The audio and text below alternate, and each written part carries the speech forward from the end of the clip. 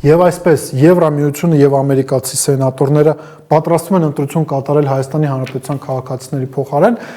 Հարգելի հեռուստադիտողներ, երեկվա մեր հավելվածում, երբ որ զրուցում էինք, նշեցի, որ ոմանք կարող են ասել, որ Հայաստանը վերածվել է որոշակի առումով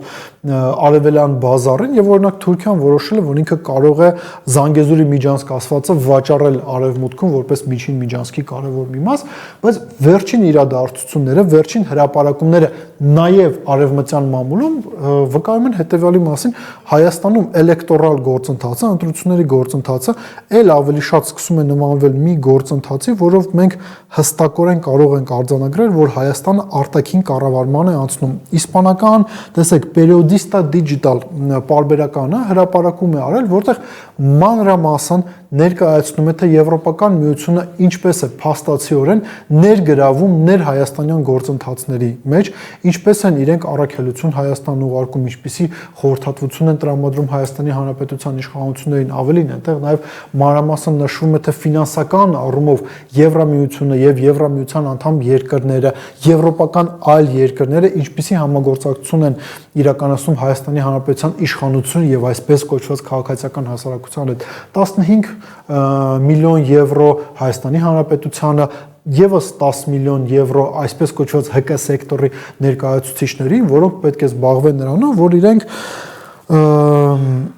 հիբրիդային հարձակումներից պաշտպանեն Հայաստանի Հանրապետության քաղաքացիներին, բայց այստեղ կրկին մենք գալիս ենք այն թեզին, որը առաջ են քաշում Հայաստանի Հանրապետության իշխանությունները հայ-ադրբեջանական հարաբերությունների համատեքստում։ Իրենք ասում են, մեզ միջնորդ պետք չէ, որովհետև միջնորդը գալով հայ-ադրբեջանական հարաբերությունների թաթերաբեմ առաջ է բերում իր շահերը, փորձում է պաշտպանել իր շահերը, իսկ Եվրոպական միությունը, որ փորձում է ներգրավել ներհայաստանյան գործընթացների մեջ, որպես միջնորդ, ինքը իր շահերը այս ամեն ինչում չի պաշտպանում,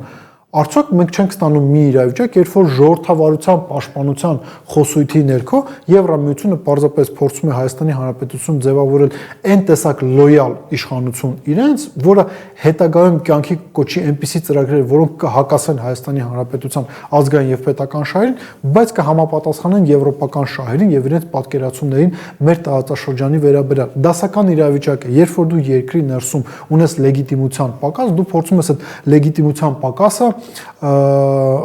այդ լեգիտիմության պակասը քեզ քո կարծիքով փորձում է հաղթահարել արտաքին լեգիտիմությունը, արտաքին աջակցությունը, բայց Եվրոպական միությունը կամ Հական Ֆիդանը, որի մասին նաև մեր գործընկերն էր խոսում Ռոբերտը, սրանք ընդհանրապես աջակցության մասնիկներն են։ Հայաստանի Հանրապետության իշխանությունները կարծես թե փորձում են հնարավորինս շատ խաղացողներ ներգրավել գործընթացների մեջ, ներհայաստանյան գործընթացների մեջ, իսկ ուր մնաց ինքնիշխանությունը, սա եւս իշխանությունները պետք է այս հարցին պատասխանեն, ինչի մասին է խոսքը ամերիկացի սենատորներ Տոմ Ծիլիասը եւ Ժաննա Շախինը դիմել են մի շարք ամերիկյան կազմակերպություններին, օրինակ Մետային, եւ իրենք պահանջել են, խնդրել են, առաջարկել են, ինչպես ուզում եք ձևակերպել, առաջարկի իմաստը կայանում է հետևյալում, որ Հայաստանի Հանրապետությունում սոցիալական ցանցերի նկատմամբ դե ֆակտո պետք է լինի վերահսկողություն, նախընտրական փուլում վերահսկողություն, որը բխում է, չգիտեմ, ամերիկյան պետության շահերից, օրինակ, որովհետև իշխանությունների ապագայից քաղաքական եւ ընտրությունների արդյունքներից կախված է լինելու մասնավորապես թրիփ նախագծի ապագան։ Մտածեք, հա, հարգելի հեռուստադիտողներ, եթե թրիփ նախագիծը այդքան լավ նախագիծ լիներ, որը համապատասխանում է Հայաստանի Հանրապետության շահերին 100%-ով, արդյոք իմաստ կլիներ թրիփ նախագիծը ինչ որ մեկից պաշտպանել, ինչ որ մեկի դեմ գործողություններ իրականացնել սահմանափակելով սոցիալական ցանցերը, ինչա թե թրիփ նախագծի դեմ քարոզչություն կամ գնահատականներ չանջեն, իսկապես սա իրողություն է, որի մասին պետք է մտածել եւ ամփոփելով մեր այսօրվա զրույցը մենք պետք է նշենք հետեւյալը.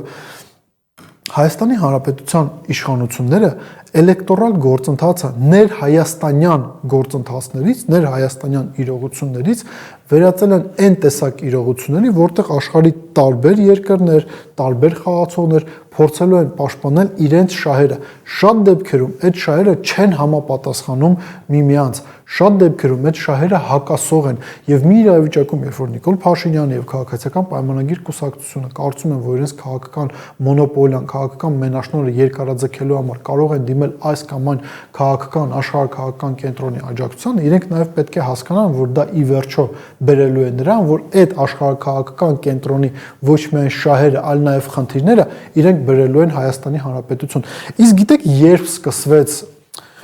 իրողությունը, երբ որ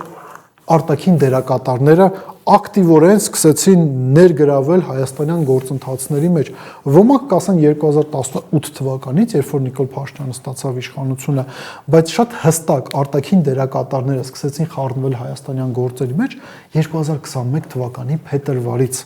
երբ որ գլխավոր շտաբը արեց հայտարարություն պահանջելով Նիկոլ Փաշինյանի հրաժարականը եւ աջակցությունը եկավ Թուրքիայից։ Թուրքիան արեց ամեն ինչ, որպեսզի գլխավոր շտաբի հայտարարությունը կյանքի չկոչվի եւ Նիկոլ Փաշինյանը հրաժարական չտա։ Այդ պահից սկսած, պատկերավոր ասած, Թուրքիան քաղաքական փայ ունի Հայաստանի ներկայիս իշխանությունների կայունության մեջ։ Իսկ ինչի շնորհիվ Թուրքիան հնարավորություն ստացավ խառնվել հայաստանյան գործերի մեջ։